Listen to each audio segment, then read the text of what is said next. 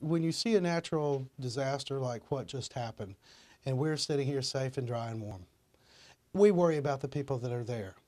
You may hear about through phone calls, emails, blogs, Facebook, all sorts of social media are out there.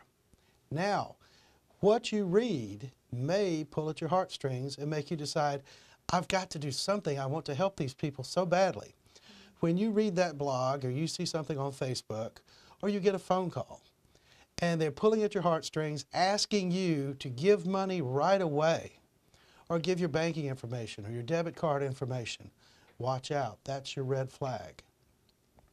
Anytime there is a disaster situation, there are plenty of reputable nonprofit and charitable organizations that prepare ahead of time for these events. That may not mean they have everything they need, but they have prepared ahead of time.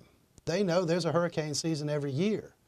Therefore, if somebody contacts you and they're having an emergency situation and they need your money right now and they don't want to let you off the phone until you've given up your debit card number or other information, that's a red flag. You need to avoid those type of things.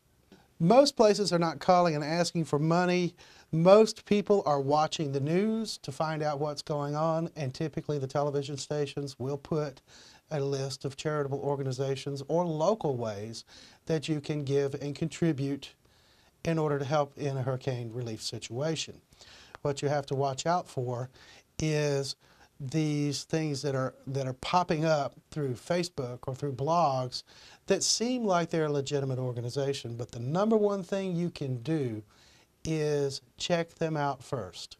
And the best way to do that is to log on to give.org, which is the largest database maintained by the Better Business Bureau of charitable organizations. This database will tell you whether or not it's a legitimate organization.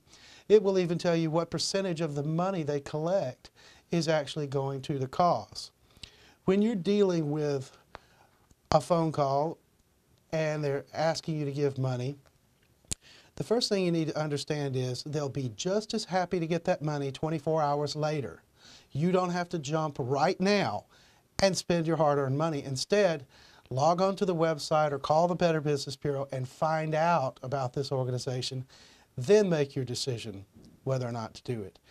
Ask them if the people calling you are actually raising money for that particular group, or is this a third-party group that is making phone calls for multiple fundraising functions. And if that's the case, a large percentage of the money that you are giving is actually going to pay that person who made the phone call instead of going straight to where they are. Ask if the organization has a presence in New York, New Jersey, in the areas where they're hit.